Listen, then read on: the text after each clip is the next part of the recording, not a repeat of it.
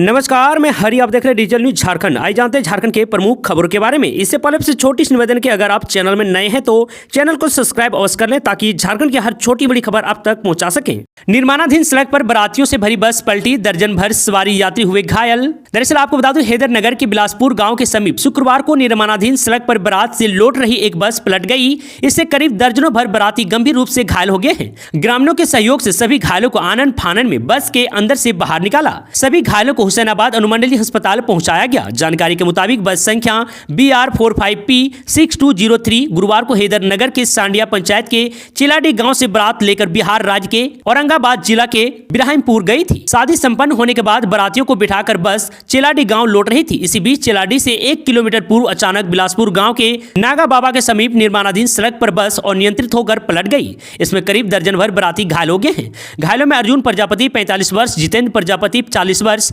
गोपाल प्रजापति 50 वर्ष, कमलेश राम 35 वर्ष के नाम शामिल हैं।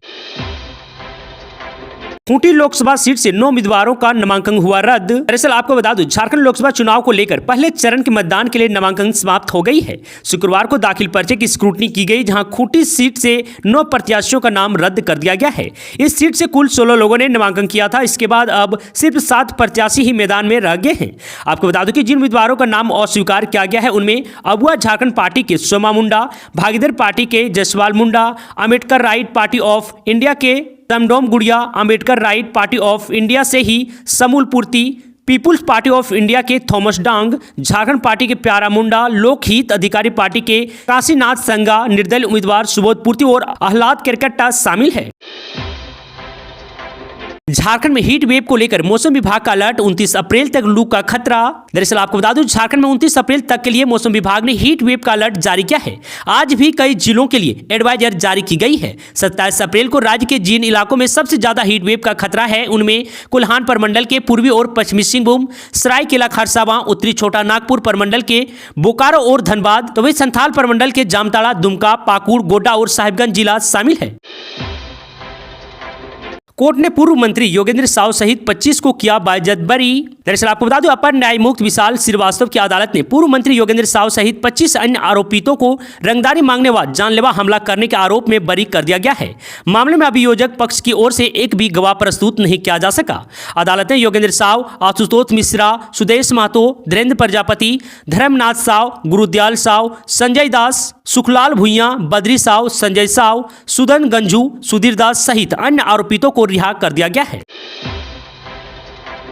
बर्ड फ्लू के खतरे के बाद इस इलाके में चिकन अंडे पर लगी रोक। दरअसल आपको बता दो, बर्ड फ्लू की पुष्टि के बाद होटवार के 1 किलोमीटर के दायरे में कुक्कुटों की कलिंग वैज्ञानिक विधि से निस्तारण एवं कीटनाशोधन का कार्य जारी है। वहीं संबंधित इलाके में ब्रॉयलर व देसी मुर्गी अंडे की बिक्री और परिवहन का काम गुरुवार को बंद रहा। रांची जिला प्रशासन के निर्देश पर ऐसे सभी स्टॉल और दुकानें बंद रही। थानावार ऐसे सेंटर पर गश्ती टीम पैनी नजर रखी हुई है। बताया गया है कि रैपिड रिस्पांस टीम द्वारा संक्रमित क्षेत्र के 1 किलोमीटर के दायरे में चिकन और अंडे की दुकान के अलावा आसपास के क्षेत्र में मुर्गी की अंडे की उपलब्धता की जांच की जा रही है। इस क्रम में बर्ड फ्लू के प्रसार की रोकथाम के लिए आवश्यक कार्रवाई की जा रही है। रेलवे के इन कर्मचारियों को भी अब अस्पतालों में मिलेगी हाई-फाई फैसिलिटी, तो वहीं परिवारों को मिलेगा प्राइवेट केबिन। दरअसल आपको बता दूं, देश भर के रेल कर्मचारियों को अब उनके बेसिक के आधार बोर्ड द्वारा सूचीबद्ध अस्पतालों में वार्ड मिलेंगे। रेलवे बोर्ड ने इस संबंध में आदेश जारी करते हुए उक्त व्यवस्था को सभी जोन में प्रभावी करने का आदेश दे दिया है। इसके लिए बोर्ड ने कर्मचारियों के वेतनमान को 3 श्रेणियों में विभाजित किया है। आपको बता दूं, रेलवे में अब तक राजपत्रिका कर्मचारियों को ही अस्पतालों में केबिन की सुविधा मिलती थी, लेकिन नेशनल फेडरेशन ऑफ इंडिया रेलमैन के महासचिव डॉक्टर एम रघुवैया ने रेलवे बोर्ड को इस संबंध में पत्र भेजा है। उनका तर्क है कि जब एक रेल कर्मी का वेतनमान अच्छा हो तो उसे सूचीबद्ध अस्पतालों में भी आम मरीजों के बजाय एलिट क्लास की सुविधा मिलनी चाहिए। तो वही आपको बता दूं कि आखिर ये सुविधा किसे मिलेगी। तो बता दूं कि रेलवे बोर्ड द्वारा जारी पत्र में रेल कर्मचारियों की वेतनमान को 3 श्रेणियों में बांटा गया है। इसमें 36,500 रुपए के मासिक वेतन वालों को जनरल वार्ड और 36,501 रुपये से लेकर 50,500 रुपये तक के वेतनमान पर सेमी प्राइवेट वार्ड और 50,500 से अधिक वेतनमान पर प्राइवेट वार्ड का केबिन की सुविधा मिलेगी। यह सुविधा कर्मचारियों के अलावा उनके आश्रित और सेवानिवृत्त कर्मचारियों को भी मिलेगी। झारखंड में पॉलिटेक्निक प्रवेश परीक्षा का परिणाम जारी। दरअसल आपको बता दूं, झारखंड संयुक्त प्रवेश प्रतियोगिता परीक्षा पार्षद ने शुक्रवार को पॉलिटेक्निक प्रवेश परीक्षा का परिणाम जारी कर दिया है। इस परीक्षा में सम्मिलित अभ्यर्थी अपना परिणाम पार्षद की वेबसाइट से डाउनलोड कर सकते हैं। आपको बता दूं, पार्षद ने अभ्यर्थियों का OMR सीट भी जारी कर दी है। अभ्यर्थी इसे डाउनलोड कर सकते हैं। पार्षद द्वारा काउंसलिंग की सूचना शीघ्र ही जारी की जाएगी। यह परीक्षा 7 अप्रैल को आयोजित की गई थी। तो वहीं वैभव कुमार को कॉमन मेरिट लिस्ट में दूसरा स्थान तथा कुमार अनमोल को पूरे तीसरा स्थान मिला है। अन्य कैटेगरी में BC2 में अनमोल राज को पहला स्थान, ST में डोली कुमारी को पहला स्थान तथा SC में रुपेश कुमार दास को पहला स्थान मिला है। झारखंड की इन लोकसभा सीटों पर 3 उम्मीदवारों ने दाखिल किया नामांकन। बची सीटों पर 29 अप्रैल को भरा जाएगा पर्चा।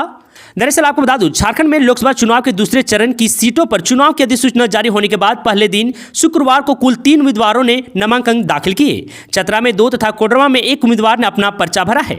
आपको बता दूं, हजारीबाग में पहले दिन कोई नामांकन नहीं हुआ। इधर गांडे उपचुनाव की अधिसूचना जारी होने के बाद यहां भी पहले दिन कोई नामांकन नहीं हुआ।